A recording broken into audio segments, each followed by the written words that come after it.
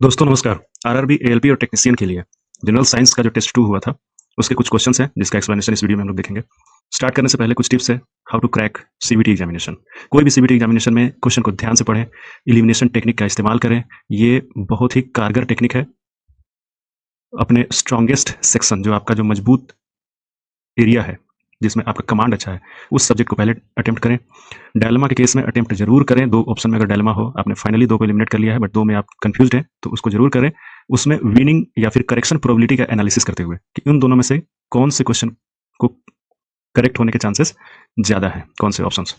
कोई भी क्वेश्चन ऐसे सेलेक्ट मत करें जिसके बारे में आप कुछ नहीं जानते हैं। और मॉक टेस्ट का एवेल्युएशन प्रॉपरली करें। ये सब कुछ टिप्स हैं जो इन जनरल है, सबको पता है, बट ये अगर आप रेगुलरली कर लें तो आपका कोई भी एग्जामिनेशन क्लियर हो जाएगा। फिलहाल हम साइंस सब्जेक्ट के कुछ क्वेश्चंस को देखेंगे। पहला क्वेश्चन है, परमाणु की त्रिज्या का प्रयोग किसे मापने के लिए किया जाता है। इस क्वेश्चन का अगर आंसर नहीं भी पता है फिर भी आप एलिमिनेशन टेक्निक से इसका आंसर निकाल सकते हैं। आइए हम लोग लगाते हैं इसको। देखिए, परमाणु की त्रिज्या बोल रहा है, त्रिज्या यानी डिस्टेंस। ये इसका मतलब है कि मीटर में ही होता होगा, तो संख्या नंबर्स में होता है। ये द्रव्यमान केजी ग्राम इन सब में होगा। आकार ये मीटर में हो सकता है। ये प्रामाणिकता ये भी मीटर में होने के चांसेस नहीं है। तो मोस्ट प्रोबेबली इस टेक्निक से 3 ऑप्शन करेक्ट आ रहा है। नेक्स्ट क्वेश्चन है, शक्ति का सूत्र क्या है, यानी पावर का फॉर्मूला क्या होता है। तो पावर का हम फॉर्मूला को जानते हैं, work done per unit time, यही होता है पावर। तो उस हिसाब से 2 सही हो जाएगा। देखिए, शक्ति का संबंध कार्य से होता है, तो इसमें भी ये बाकी सब एलिमिनेट हो गए। नेक्स्ट क्वेश्चन है, अगर 10 केजी वेट का कोई वस्तु है जिस पर 20 न्यूटन का फोर्स लग रहा है तो एक्सेलरेशन त्वरण कितना होगा, यही क्वेश्चन है। तो इस क्वेश्चन में यही है, ये 10 केजी का वेट है जिसमें 20 न्यूटन का फोर्स लग रहा है, तो एक्सेलरेशन क्या हो जाएगा। हम जानते हैं कि न्यूटन का सेकंड लॉ के अनुसार force is equal to mass into acceleration. Mass कितना हो गया 10, एक्सेलरेशन की जगह ए लिख दीजिए, force is equal to 20। Calculate कीजिएगा 2 मीटर पर सेकंड स्क्वायर। नेक्स्ट क्वेश्चन है कि किसी वस्तु को 10 सेंटीमीटर के फोकल लेंथ वाली उत्तल लेंस यानी कॉन्वेक्स लेंस से 20 सेंटीमीटर की दूरी पर रखा जाए तो उसका जो इमेज है प्रतिबिंब कितनी दूरी पर बनेगा। जैसा कि हम जानते हैं कि उत्तल लेंस जो कॉन्वेक्स लेंस है उस केस में जब 2f पे ऑब्जेक्ट को रखते हैं तो उसका जो इमेज होता है वो 2f पे ही बनता है। तो इस केस में हो जाएगा 20 सेंटीमीटर पे रखा हुआ ऑब्जेक्ट का जो इमेज लेंथ होगा वो 20 सेंटीमीटर ही होगा। हालांकि इसको हम फॉर्मूला से भी बना सकते हैं। लेंस के केस में फॉर्मूला यही होता है 1/u + 1/v is equal to 1/f। अब इसमें 1/20 + 1/v 1/10, तो v की वैल्यू 20 सेंटीमीटर आएगी। नेक्स्ट क्वेश्चन है, धात्विक ऑक्साइड की प्रकृति क्षारीय होती है अर्थात वे अम्ल से प्रतिक्रिया करके लवण एवं जल का निर्माण करते हैं। निम्नलिखित में से कौन धात्विक ऑक्साइड को बताएं जो अन्य से भिन्न है, यानी सबके कैरेक्टर से डिफरेंट है। देखिए, तो इसमें जो एल्यूमिनियम होता है वो base as well as acid यानी क्षार और अम्ल दोनों से रिएक्शन करता है। वो इसलिए करता है क्योंकि इसका जो वैलेंस इलेक्ट्रॉन होता है वो 3 होता है। तो इसकी जो कैरेक्टरिस्टिक होती है इन सबका, इसका 2 होता है, इसका 2 होता है, इसका 1 होता है, इसका 3 होता है। तो इसलिए इसकी कैरेक्टरिस्टिक्स इन तीनों से डिफरेंट होगी। नेक्स्ट क्वेश्चन है, 10 केजी का एक वस्तु है जिसमें 10 न्यूटन का फोर्स लग रहा है, तो इनमें से कौन सत्य होगा।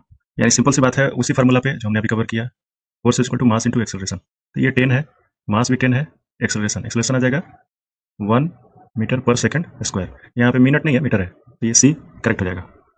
नेक्स्ट क्वेश्चन है, यदि दो एलिमेंट्स हैं, एक ए है और एक बी है, ए का इलेक्ट्रॉनिक विन्यास कॉन्फ़िगरेशन ऐसा है एंड बी का कॉन्फ़िगरेशन ऐसा है, तो बताइए कि इन दोनों से जो निर्मित होगा यौगिक कंपाउंड बनेगा वो कैसा होगा। तो देखिए, तो ए को ऐसे लिख सकते हैं, ए का इलेक्ट्रॉनिक कॉन्फ़िगरेशन 2 8 1, बी का इलेक्ट्रॉनिक कॉन्फ़िगरेशन कैसा हो जाएगा 2 8 6, यानी इसका 1 हो गया और इसका वैलेंस इलेक्ट्रॉन कितना हो जाएगा 2 हो जाएगा। तो ए के पास 1 है और बी के पास 2 है, तो जब कंपाउंडिंग होता है तो ये एक्सचेंज कर लेते हैं, यानी ए हो जाएगा 2 बी 1। तीसरा नंबर, इसी टॉपिक पे एक और क्वेश्चन है, यदि एल्युमिनियम की वैलेंसी संयोजकता इसकी 3 है, एल्युमिनियम का 3 हो गया और ऑक्सीजन की 2 है, तो इससे जो बनेगा एल्युमिनियम ऑक्साइड वो क्या होगा। तो एल्युमिनियम यहाँ हो गया, ऑक्सीजन यहाँ होगा, इसका 2 है, इसका 3 है, ये जब बनेगा तो ये एक दूसरे को एक्सचेंज कर लेंगे, यानी Al2O3। नेक्स्ट क्वेश्चन है, जब किसी बंदूक से गोली चलाई जाती है तो उसकी जो संभावित क्षितिज ऊर्जा मतलब पोटेंशियल एनर्जी, वो किस एनर्जी में कन्वर्ट हो जाता है। Obviously kinetic energy. गोली बंदूक में गोली अगर लोडेड है दैट मीन्स उसके पास पोटेंशियल एनर्जी है। स्प्रिंग क्यों है, क्योंकि स्प्रिंग टना हुआ है ऐसे, और जैसे ही स्प्रिंग में टेंशन है दैट मीन्स कि इसके अंदर पोटेंशियल एनर्जी है, और स्प्रिंग जैसे ही रिलीज हुआ तो ये जो पोटेंशियल एनर्जी है वो गोली को फोर्स लगाएगा और ये बंदूक के नली से बाहर निकलेगा, तो ये काइनेटिक एनर्जी में बदल जाएगा। नेक्स्ट क्वेश्चन है, किसका उपयोग करके सिरका यानी विनेगर बनाया जाता है। ये वेरी वेरी इंपॉर्टेंट क्वेश्चन, ये बहुत बार पूछा गया है और इसका आंसर है एसिटिक एसिड। एसिटिक एसिड का यूज करके विनेगर यानी सिरका बनाते हैं। नेक्स्ट क्वेश्चन है कि elements fluorine, chlorine, bromine, iodine, ये सब जो एलिमेंट्स है ये क्या कहलाते हैं? तो ये this is also very very important question. इनको हेलोजन के नाम से जाना जाता है। आप इनकी जो पीरियोडिक टेबल में पोजीशन देखेंगे तो ये हमारा पीरियोडिक टेबल हो गया, जिसमें आप ये हाईलाइटेड सेक्शन है, ये हेलोजन ग्रुप्स है, जो कि ग्रुप नंबर 17 या 7A है, जिसमें ये सारे एलिमेंट्स आते हैं, fluorine, chlorine, bromine, iodine, astatine. Next question chemistry से है, आईयूपीएसी नेम इसमें से कौन सा गलत है? देखिए क्वेश्चन को ध्यान से पढ़िए, इसमें गलत वर्ड लिखा हुआ है, तो आप इसको देखिए, ब्यूटेनॉल, मेथेनॉल, प्रोपेनॉल, एथेनॉल। अगर इस क्वेश्चन का आंसर आपको नहीं भी आता है, फिर भी आप अगर एक टेक्निक से, जो हमारा निंजा टेक्निक है, उसको अगर यूज करेंगे तो आपको ये इसका आंसर निकाल सकते हैं। जैसे C4H9 है, यानी 4:2+1, यानी जो यहाँ पे है सी में है उसे 2 से गुना करके 1 करने पे ये आ रहा है, ये भी सही है, ये भी सही है, बट इसमें क्या है 3:2+2 है, यानी ये तीनों एक जैसा है बट ये डिफरेंट है, यानी इसका आंसर नहीं जानते हुए भी हम सही मान सकते हैं। तो इसका सही आंसर क्या होगा? प्रोपेनॉल, जिसका सही आईयूपीएसी जो नेम फार्मूला है C3H7OH है। नेक्स्ट क्वेश्चन है, निम्नलिखित में से कौन सा वनस्पति तेल का हाइड्रोजनीकरण यानी हाइड्रोजनेशन में उत्प्रेरक के रूप में, कैटलिस्ट के रूप में काम आता है?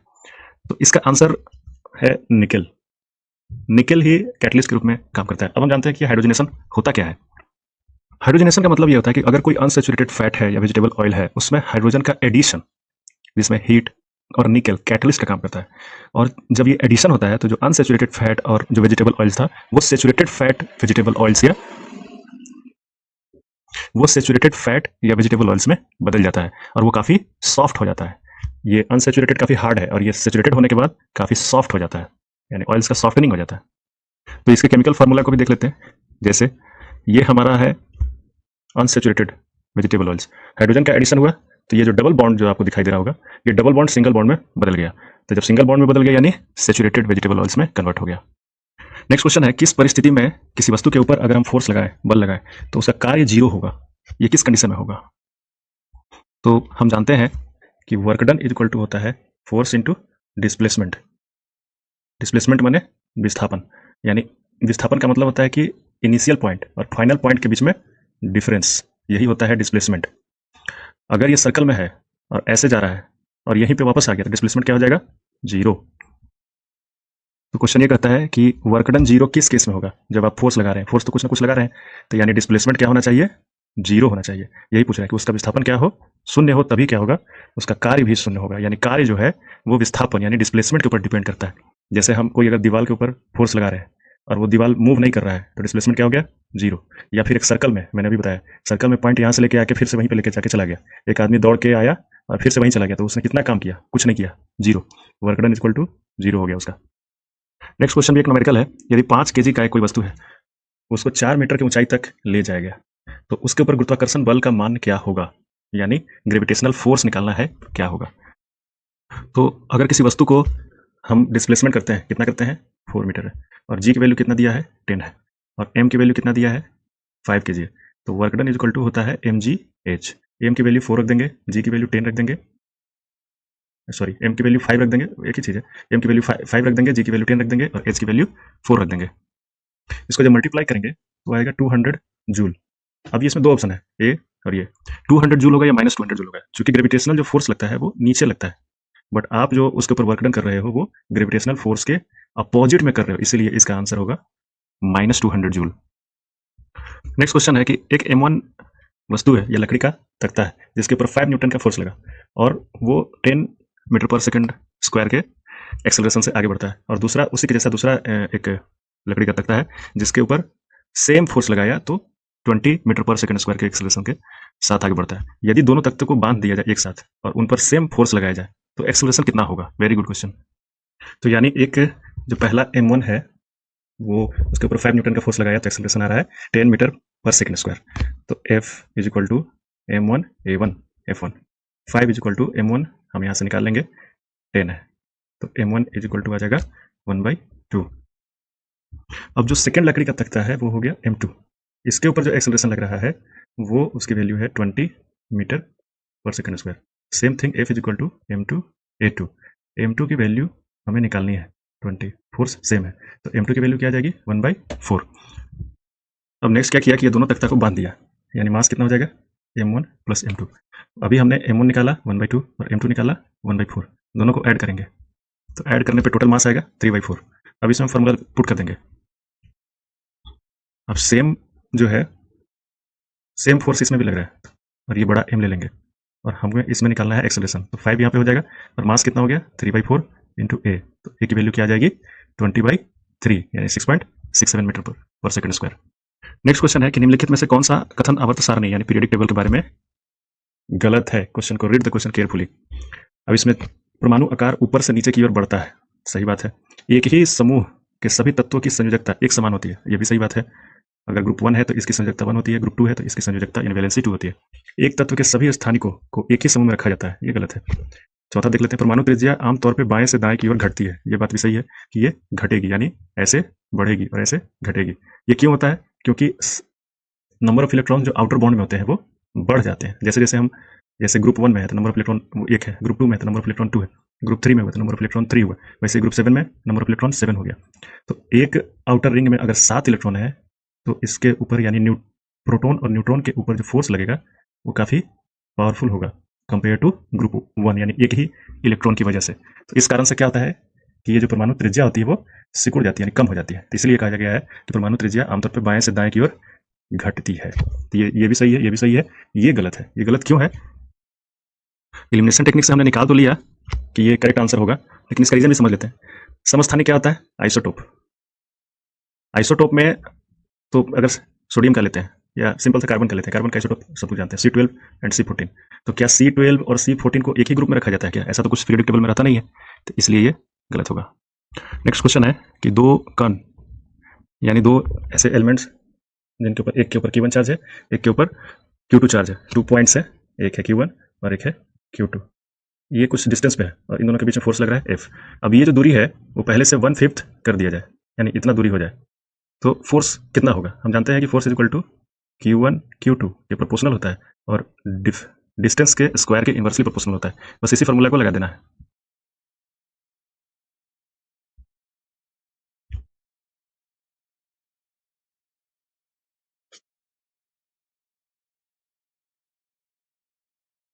यानी अगर हम दो डिस्टेंस चार्ज की दोनों के बीच में अगर डिस्टेंस को जितना टाइम्स हम रिड्यूस करेंगे उसके स्क्वायर के इनवर्सली प्रोपोर्शनल टाइम यानी 1/5 की है तो ये 25 गुना फोर्स बढ़ गया।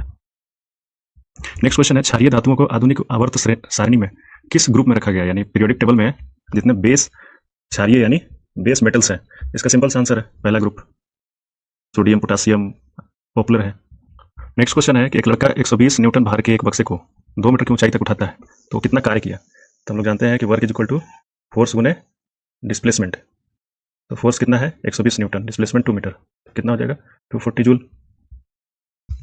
निम्नलिखित में से कौन सा कथन गलत है?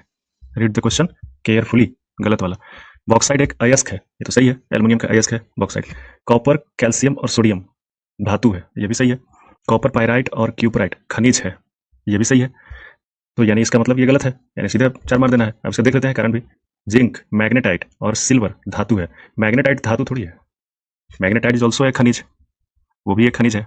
और मैग्नेटाइट किसका एलॉय है? वो आयरन का है, आयरन का खनिज है वो। नेक्स्ट क्वेश्चन है कि किसी वस्तु की मुक्त गिरावट के दौरान उसके मार्ग में यानी फ्री फॉल हो रहा है, उसके मार्ग में किसी भी बिंदु पर निम्न में से क्या कम होता है? इलिमिनेशन टेक्निक लगा लीजिए। रासायनिक ऊर्जा का कोई मतलब तो है नहीं, ये तो नहीं होगा। परमाणु ऊर्जा का कोई मतलब है नहीं, एटॉमिक का कोई चेंजेस तो होगा नहीं। तो अब 2 हो गया, पोटेंशियल एनर्जी काइनेटिक एनर्जी, बस ये 2 एलिमिनेट हो गए, 2 बच गए। अब इन दोनों में से हम सेलेक्ट करेंगे कैसे? अगर कोई ऑब्जेक्ट फ्री फॉल हो रहा है तो वो जैसे जैसे ऊपर से नीचे आएगा उसकी वेलोसिटी उतना ही बढ़ेगी, और जब वेलोसिटी बढ़ेगी तो 1/2 mv² यानी ये क्या होता है काइनेटिक एनर्जी, वो भी बढ़ेगा। और जब चूंकि एनर्जी तो कांस्टेंट होता है तो काइनेटिक एनर्जी अगर बढ़ गया तो ये पोटेंशियल एनर्जी उसका कम हो जाएगा, इसलिए इसका करेक्ट आंसर 1 होगा। इसको और फर्दर एक्सप्लेनेशन कर देते हैं। कोई भी ऑब्जेक्ट अगर h हाइट पे है और उसका भार है mg, तो इस सब यहाँ पे उसके पास पोटेंशियल एनर्जी मैक्सिमम होगा इस पॉइंट पे, और वो कितना होगा mgh। लेकिन जैसे ही वो नीचे आया तो इसकी पोटेंशियल एनर्जी कम होने लगेगी और काइनेटिक एनर्जी बढ़ने लगेगी, और टच होने से जस्ट पहले पोटेंशियल एनर्जी टेंस टू 0 हो जाएगा, यानी 0 नहीं होगा बट एकदम से 0 हो जाएगा, और काइनेटिक एनर्जी मैक्सिमम हो जाएगा। इसको याद रखिएगा। 20 किलोग्राम और 50 किलोग्राम का 2 भार का वस्तु है, उसके बीच में अट्रैक्शन फोर्स कितना होगा जब वो एक दूसरे के बीच में डिस्टेंस जो है वो 2 मीटर का है। ये सपोज है 20 kg और ये है 50 kg। तो फोर्स ऑफ अट्रैक्शन क्या होता है? F is equal to G m1 m2 by r square. G की वैल्यू जो होती है 6.67 इंटू 10⁻⁻11 न्यूटन मीटर स्क्वायर पर केजी स्क्वायर, और जी को ग्रेविटेशनल कोफिशिएंट कहा जाता है। अब इस जी की वैल्यू इसमें डाल दीजिए, इस फॉर्मूला में इसको हम पुट करेंगे। तो ये हमने पुट कर दिया, यहाँ पे जी का वैल्यू डाल दिया 6.67 इंटू 10⁻⁻11, यहाँ पे m1 की वैल्यू, m2 की वैल्यू और डिस्टेंस 2 मीटर का स्क्वायर। अब इसको कैलकुलेट करने का देखिए सिंपल सा आपको मैं टेक्निक बता रहा हूँ, ये दोनों करेंगे तो 1000 हो जाएगा, तो यानी 6.67 डिवाइड बाई 4, यही है ना। तो 16 चौके 64, यानी 16 के आसपास का ऑप्शन सही है, यानी 1 2 3 ये तो कट गया, एलिमिनेशन टेक्निक लगा लीजिए। दूसरा ये भी कट गया, 5⁻⁻10 ये भी कट गया, यानी ये और ये दोनों में से कोई ना कोई एक सही है। अब देखिए ये पहला तो गलत लग रहा है, इसलिए क्योंकि 6.67 इंटू 10⁻⁻11 दिया है और उसमें 1000 से मल्टीप्लाई करना है, 4 से डिवाइड करना है, यानी 250 से मल्टीप्लाई करना है। अब 200 से मल्टीप्लाई करेंगे तो ये इतना ही वैल्यू आएगा, 16 पॉइंट समथिंग ही आएगा, तो ये कट गया, तो इसका मतलब कि ये सही है। कैलकुलेट करने की जरूरत ही नहीं है, use your brain, use your presence of mind and elimination technique लगाना है और आंसर निकालना है। तत्वों को उनके परमाणु द्रव्यमान के आधार पर वर्गीकृत करने का श्रेय किससे जाता है? देखिए द्रव्यमान के आधार पर तत्वों को वर्गीकृत किया, यानी ये टेबल बनाया, horizontal as well as vertical, और ये जो पीरियोडिक टेबल बनाने का श्रेय है ये दिमित्री मेंडेलीव, मेंडेलीव्स पीरियोडिक टेबल ही इसको जनरली जाना जाता है। तो इसका आंसर होगा 1। किसी एकल आवृत्ति की आवाज को क्या कहा जाता है? अब देखिए ये जो क्वेश्चन है इसमें देखिए एलिमिनेशन टेक्निक में लगाऊंगा। एकल आवृत्ति यानी सेम फ्रीक्वेंसी है, एक ही फ्रीक्वेंसी है, तो एक ही फ्रीक्वेंसी की वजह से पिच तो नहीं होगा, पिच में डिफरेंट फ्रीक्वेंसी होती है, तो ये चला गया। हर्ट्ज जो होता है वो फ्रीक्वेंसी का ऐसा यूनिट है, ये भी चला गया। अब ये बच गया नोट एंड टोन। नोट और टोन, टोन जो होता है वो एक ही फ्रीक्वेंसी का होता है, तो इसलिए ये 3 होने का ज्यादा चांसेस है। नोट में क्या होता है कि फ्रीक्वेंसीज हल्की हल्की चेंज होती रहती है पॉइंट टू पॉइंट पे, तो इसका आंसर 3 होगा। कौन सी स्थायी उत्तक एक पौधे को कठोर और मजबूती प्रदान करता है? तो इसमें तो कोई टेक्निक लगा ही नहीं सकते, तो इसका आंसर है ये, चूंकि ये फैक्चुअल क्वेश्चन है, स्क्वायरल काइमा, ये उसको कठोरता प्रदान करता है पौधे में, ये उत्तक है। सोडियम कार्बोनेट को हाइड्रोक्लोरिक एसिड से अगर रिएक्शन कराते हैं तो कौन सा गैस उत्पन्न होगा? यानी सिंपल सा है Na2CO3 प्लस HCl, तो ये हो जाएगा NaCl प्लस HCO3, ये HCO3 फिर डिवाइड होकर H2O प्लस CO2 बनेगा, यानी कार्बन डाइऑक्साइड। अब इसको एलिमिनेशन टेक्निक से भी आप कर सकते थे, हालांकि मैंने इसको बहुत ज़्यादा डेलिब्रेट कर लिया, लेकिन अगर आपको नहीं पता है तो वहाँ पर भी टेक्निक लगा सकते हैं। पहला ये है कि सोडियम कार्बोनेट है Na2CO3 और हाइड्रोक्लोरिक एसिड है, तो ये हाइड्रोजन तो होगा नहीं, पहली चीज़। दूसरा हाइड्रोजन क्लोराइड, ये तो होगा नहीं, ठीक है, ये 2 चले गए, खत्म। बच गया क्लोरीन और कार्बन डाइऑक्साइड। क्लोरीन हेलोजन है, वो हाईली रिएक्टिव है, वो ऐसे उत्पन्न नहीं हो सकता है कि वो फ्री होकर निकल जाएगा, तो ये तो होगा नहीं।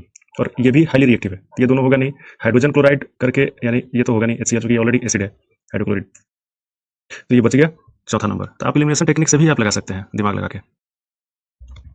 बेंजीन में सिग्मा और पाई बॉन्ड की संख्या कितनी होती है? वेरी वेरी इंपॉर्टेंट क्वेश्चन, बहुत बार आ चुका है। तो सबसे पहले हम देखेंगे बेंजीन का स्ट्रक्चर कैसा होता है। ये बेंजीन का स्ट्रक्चर हो गया, इसका केमिकल फॉर्मूला है C6H6। तो जो सिग्मा बॉन्ड होता है वो सिंगल बॉन्ड होता है, और जो पाई बॉन्ड होता है वो डबल बॉन्ड होता है। तो 1 2 3 4 5 6 6 6 6 हो गया, सी के बीच में सिग्मा, और H और C के बीच में 6 हो गया, यानी सिग्मा टोटल कितना हो गया 12।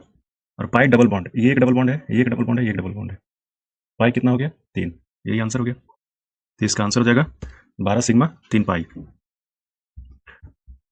वो तत्व जिसमें वैलेंस इलेक्ट्रॉन पी उपकक्षा में प्रवेश करती है उसे किस नाम से जाना जाता है? सिंपल सा मतलब है, सिंपल सी बात है कि अगर वैलेंस बॉन्ड पी उपकक्षा में प्रवेश कर रही है 1 से लेकर 6 और इन सब तक का, तो वो पी ब्लॉक एलिमेंट होगा, जैसे एस का 2 और पी का 6। तो अगर पी में प्रवेश कर रहा है तो पी ब्लॉक एलिमेंट होगा। आगे चलते हैं। समान द्रव्यमान के 2 वस्तु ए एंड बी क्रमशः एक H हाइट पे है और एक 3H पे है, तो उनसे पूछा गया कि पोटेंशियल एनर्जी का रेशियो क्या हो गया? तो इसका हो जाएगा mgh, और इसका हो जाएगा, क्योंकि वस्तु सेम है, mg 3h, तो 1:3। चौथा नंबर, क्रिप्टॉन का अगर एटॉमिक नंबर 36 है, परमाणु संख्या 36 है, तो उसका इलेक्ट्रॉनिक विन्यास क्या हो गया? इलेक्ट्रॉनिक विन्यास में हम लोग सीखे हैं सबसे पहले 2, उसके बाद 8, उसके बाद 18, उसके बाद आगे चल के और भी होता है, बट जब हम 2 8 ये हो गया 10 टोटल और 18, तो ये यहाँ तक टोटल कितना हो गया 28, 28 यही हो गया, और 36 हमको चाहिए, तो प्लस 8 कर देंगे, तो यानी आंसर हो जाएगा 2 8 18 8। ये केमिस्ट्री में क्लोरीन गैस का उपयोग इनमें से किसके निर्माण में होता है? तो बेकिंग पाउडर में तो होना नहीं, इसमें सोडियम होता है, बेकिंग सोडा में भी सोडियम होता है, धुलाई वाला सोडा वही जो सोडियम से ही बनता है, ब्लीचिंग पाउडर में इसमें क्लोरीन का इस्तेमाल होता है। यदि किसी सुधारात्मक लेंस की शक्ति 2 डायोप्टर है तो वो कौन सा लेंस है? देखिए प्लस है, प्लस जो होता है वो कॉन्वेक्स में होता है, कॉनकेव में नहीं होता है, कॉनकेव में माइनस होता है। तो ये आप समझिए, ये हो गया कॉन्वेक्स लेंस और ये हो गया कॉनकेव लेंस। कॉनकेव लेंस के केस में जो लेंस का जो पावर होता है वो माइनस होता है, और कॉन्वेक्स लेंस के केस में लेंस का पावर पॉजिटिव होता है। तो इसका सिंपल सा कॉन्वेक्स यानी उत्तल लेंस। अब इसमें कुछ और आगे भी बताते हैं। इसी क्वेश्चन को और आगे डिस्कस करते हैं कि आखिर उसको +2D है, तो इससे क्वेश्चन ये भी पूछा जाएगा कि उसको कौन सी बीमारी थी, निकट दृष्टि दोष, दूर दृष्टि दोष, या फिर दोनों में से कोई नहीं, या फिर तीसरा एक जो ऑप्शन है वो वाला। तो अगर प्लस है यानी इसने कॉन्वेक्स लिया है। कॉन्वेक्स का मतलब है ऐसा लेंस। ऐसा लेंस का मतलब है कि ये ऑब्जेक्ट को पहले बनाएगा, यानी ये जो है दूर दृष्टि दोष के केस में यानी आई से यहाँ पे बनता होगा इसका इमेज, लेकिन ये लेंस लगाने के बाद उसकी इमेज बिल्कुल रेटिना पे बनती होगी। क्यों? क्योंकि ये रे को कन्वर्ज कर देता है। अगर ओरिजिनल रहता तो ऐसा बनता, यहाँ पे बनता, लेकिन ये लेंस लगाने के बाद ये यहाँ पे बनने लगा, रेटिना पे बनने लगा। इसलिए इसको अगर प्लस वाला है तो इसका मतलब है कि ये दूर दृष्टि दोष के केस में ये यूज होगा, और अगर माइनस है तो मायोपिया यानी निकट दृष्टि दोष में यूज होगा। इसके ऊपर हमने एक वीडियो बनाया है, जो हमारा साइंस का जो थियरी पार्ट था, उसमें आप जाके आप वो देख सकते हैं, पूरी क्लैरिटी आ जाएगी। उसको जरूर देखिए, ताकि आपका जो भी क्वेश्चन है वो परमानेंट सोल्यूशन हो जाएगा। नेक्स्ट क्वेश्चन है कि फास्फोरस में कितने वैलेंस इलेक्ट्रॉन होते हैं? तो फास्फोरस का एटॉमिक नंबर होता है 15। तो इसका कन्फिग्रेशन होगा 2, 8 और 5, यानी वैलेंस इलेक्ट्रॉन कितने हो गए? यहाँ तक तो कंप्लीट हो गया, तो 2, 8, 5, 5 बच गया, तो ये 5 हो जाएगा वैलेंस इलेक्ट्रॉन फास्फोरस के केस में। यदि एक तार के माध्यम से प्रवाहित होने वाली विद्युत धारा यानी करंट क्या है? एक वायर में करंट आई है, और उसके ऊपर इलेक्ट्रॉन का चार्ज क्या है? ई, और 30 सेकंड में वो फ्लो हो रहा है। तो पूछ रहा है कि 30 सेकंड में नंबर ऑफ इलेक्ट्रॉन कितना होगा, यानी एन की वैल्यू निकालनी है। तो हम जानते हैं कि आई इज इक्वल टू क्या होता है? चार्ज पर यूनिट टाइम, और क्यू को लिख सकते हैं number of electron into charge of electron. तो यहाँ से एन की वैल्यू निकालेंगे तो ये क्या हो जाएगा? आई टी बाई ई, यही हो जाएगा N, I T by E, यानी तीसरा नंबर। नेक्स्ट क्वेश्चन है कि एक 15 किलोग्राम का मास है, यानी एम इक्वल टू कितना हो गया? 15 केजी, और उसका वेलोसिटी कितना है? 4 मीटर पर सेकंड। तो पूछ रहा है काइनेटिक एनर्जी। तो kinetic energy is equal to हम जानते हैं 1/2 एम वी स्क्वायर, तो यानी 1/2 एम की वैल्यू 15 वी स्क्वायर, यानी 4 इंटू 4, 2 से 2 कट गया, यानी ये हो गया 30, 30 चौके 120, 120। एक लेंस का पावर 2 डायोप्टर है, तो वो किस किस्म का लेंस है और उसकी फोकल लेंथ क्या होता है? तो power of lens is equal to होता है 1 बाई फोकल लेंथ, यानी +2 है, is equal to 1 by F. तो एफ की वैल्यू क्या आ गई? 0.5 प्लस में, तो 0.5, 0.5, 0.5, यानी ये दोनों में से एक सही है। अब क्वेश्चन ये उठता है कि ये अवतल है या उत्तल लेंस है। तो प्लस वाले केस में हमने अभी थोड़ी देर पहले ही बताया है कि प्लस वाले के केस में उत्तल लेंस होता है, यानी ये चौथा नंबर सही हो जाएगा। यही अगर माइनस रहता तो कॉनकेव लेंस, और प्लस है तो कॉन्वेक्स लेंस। और अगर कॉनकेव लेंस यूज कर रहा है तो उसको कौन सा दोष होगा? दूर दृष्टि दोष, यानी हाइपरमेट्रोपिया। और अगर वो कॉनकेव लेंस यूज कर रहा है तो उसको निकट दृष्टि दोष, यानी मायोपिया। ये बिल्कुल क्लियर कर लीजिएगा, इसमें मैं वीडियो बनाया हुआ, उसको आप देखिए, जरूर देखिए। कोई एक वायर है जिसके में विभवांतर, यानी विभवांतर क्या हो, यानी पोटेंशियल डिफरेंस। पोटेंशियल डिफरेंस कितना है? 2 वोल्ट, और करंट कितना फ्लो हो रहा है? 2 एम्पियर। तो पूछता है रेजिस्टेंस क्या होगा, यानी हम जानते हैं कि V equal to I R. तो V कितना है? 2, करंट कितना है? 1, R इक्वल टू क्या हो जाएगा? 2 ओम। एक और क्वेश्चन देखते हैं। एक वस्तु स्थिर स्थिति से आरंभ होकर 4 मीटर पर सेकंड स्क्वायर के एक्सेलरेशन से जा रही है, यानी ए कितना हो जाएगा? 4। 8 सेकंड बाद उसकी वेलोसिटी क्या होगी? T इक्वल टू कितना हो जाएगा? 8। तो वो V पूछ रहा है, तो V इक्वल टू क्या होता है? U plus AT। U यहाँ पे चूंकि स्थिर से स्टार्ट हुआ है तो 0 होगा। ये कितना है? 4, T टाइम कितना हो जाएगा? 32 मीटर पर सेकंड स्क्वायर, सॉरी 32 मीटर पर सेकंड। नेक्स्ट क्वेश्चन है वेरी वेरी इंपॉर्टेंट। मान लो एक ग्रह है जिसका द्रव्यमान यानी मास वो पृथ्वी के द्रव्यमान से दुगना है, ठीक है, इसको कैपिटल ए मान लेते हैं। और त्रिज्या यानी रेडियस, रेडियस भी पृथ्वी के रेडियस से दुगना है। तो गुरुत्वाकर्षण के कारण उस ग्रह की सतह पे गुरुत्वाकर्षण के कारण त्वरण यानी जी की वैल्यू पृथ्वी पर से कितना गुना होगा, वही एन की वैल्यू निकालनी है। तो जैसा कि हम जानते हैं कि जी की वैल्यू होती है GM बाई आर स्क्वायर। जी तो कांस्टेंट है, तो यानी उस ग्रह पे जी 1 करते हैं तो ये हो जाएगा 2m divide by are square, 2r का स्क्वायर, और पृथ्वी पे जी करते हैं तो ये हो जाएगा m बाई आर स्क्वायर। इन दोनों को आप अब सिंप्लीफाई कीजिए, सिंप्लीफाई करेंगे तो ये हो जाएगा 1/2। तो यानी उस ग्रह पे पृथ्वी के ग्रह का जितना वैल्यू उस ग्रह पे होगा वो पृथ्वी के ग्रह का 1/2 टाइम्स होगा, यानी आधा होगा। नेक्स्ट क्वेश्चन है कि एक 0.1 kg का एक गेंद है, उसको गिराया जाता है और 2 मीटर की दूरी पे पूछता है कि गुरुत्वाकर्षण बल के कारण लगने वाला कार्य कितना होगा, यानी work done. Work done equal to क्या होता है? फोर्स इंटू डिस्प्लेसमेंट, डिस्प्लेसमेंट कितना है दो, फोर्स कितना है mg, m कितना है, अब इसको कैलकुलेट कर लेंगे तो m की वैल्यू आ जाएगी 0.1, g की वैल्यू 9.8 इंटू डिस्प्लेसमेंट 2, ये सब कैलकुलेट करेंगे तो आएगा, चूंकि इसमें पॉजिटिव होगा, क्यों, क्योंकि नीचे की तरफ जा रहा है, जी के साइड में ही जा रहा है मोशन, जिधर जी का डायरेक्शन होता है उधर उसी मोशन में गेंद गिर रही है, तो इसको जब कैलकुलेट करेंगे तो वैल्यू आ जाएगी 1.796। ये क्वेश्चन बहुत ट्रिकी है, इस क्वेश्चन को समझना जरूरी है। ये क्या होगा कि एक बोला जाता है कि एक एसिड है और एक कोई न्यूट्रल वाटर है, अब इन चारों में से किसका यूज करेंगे कि वो फर्क नहीं कर पाएगा, यानी अगर मिथाइल ऑरेंज डालेंगे एसिड में तो चेंज हो जाएगा, इसका कलर चेंज हो जाएगा, न्यूट्रल में जो कलर रहता है वो एसिड में कलर चेंज हो जाएगा, लेकिन फिनोथिलीन जब हम डालते हैं तो ये एसिड में भी वही कलर होता है, रंगहीन होता है, और न्यूट्रल वाटर में भी वही होता है। वहीं अगर फिनोथिलीन को बेस में डालेंगे तो वो पिंक कलर का हो जाता है, जो रंगहीन था, जो ट्रांसपेरेंट था, वो पिंक कलर का चेंज हो जाएगा फिनोथिलीन। मिथाइल ऑरेंज में क्या चेंज होगा, अगर आपको पता है तो आप कमेंट सेक्शन में बताइएगा हमको, और कौन कौन से इंडिकेटर और यूज होते हैं जिसमें हम एसिड और बेस का डिफरेंशिएशन करते हैं। नेक्स्ट क्वेश्चन है C6H14, इसका IUPAC नेम क्या है, ये हेक्सेन है, ये हाइड्रोकार्बन होता है जिसका इस्तेमाल बायोडीजल प्रोडक्शन में होता है। इसी में एक और क्वेश्चन है कि इन चारों में से सबसे स्ट्रॉन्ग एसिड कौन है। जैसा कि हम जानते हैं कि pH की वैल्यू अगर 7 से कम हो तो वो एसिड होती है, और pH की वैल्यू 7 से ज़्यादा हो तो वो बेस यानी क्षार होता है। 7 से कम है तो अम्ल होगा, 7 से ज़्यादा होगा तो वो क्षार होगा, और अगर pH की वैल्यू 7 है तो ये न्यूट्रल हो गया, या वाटर, या फिर उदासीन जिसको कहते हैं। अब इन चार ऑप्शन में से सबसे ज़्यादा स्ट्रॉन्ग एसिड कौन सा है, यानी जिसकी pH वैल्यू सबसे कम किसकी है, 0। अब क्वेश्चन ये उठता है कि क्या 0 pH संभव है, यस इट इज संभव है, और pH 0 जिसका होता है वो सबसे स्ट्रॉन्गेस्ट एसिड होता है। अब आप हमको ये बताइए कि क्या pH 0 से कम पॉसिबल है, नेगेटिव pH का कोई एसिड हो सकता है, अगर आपको पता है तो इस कमेंट बॉक्स में जरूर बताइए कि pH नेगेटिव हो सकता है या नहीं। इस वीडियो का सबसे लास्ट क्वेश्चन है कि वृद्धि हार्मोन कार्य करता है, कभी कभी ये प्रोत्साहक के रूप में भी काम करता है, कभी कभी ये अवरोधक के रूप में भी काम करता है, कभी कभी ये ग्रोथ सपोर्टर के रूप में भी काम करता है, ग्रोथ इनहिबिटर के रूप में भी काम करता है। तो इसमें कौन कौन से हार्मोन्स होते हैं, प्रोमोटर का नाम हम बता देते हैं।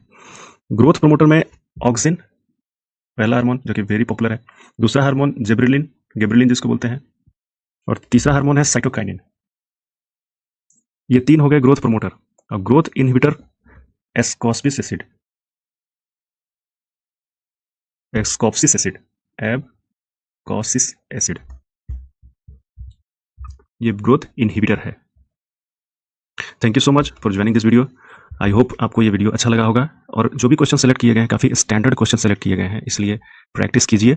चैनल में नए हैं तो सब्सक्राइब कर लीजिए, बेल आइकन को दबा लीजिए, कमेंट कीजिए और क्वेश्चंस जरूर पूछिए कमेंट बॉक्स में। Thank you so much for joining this video.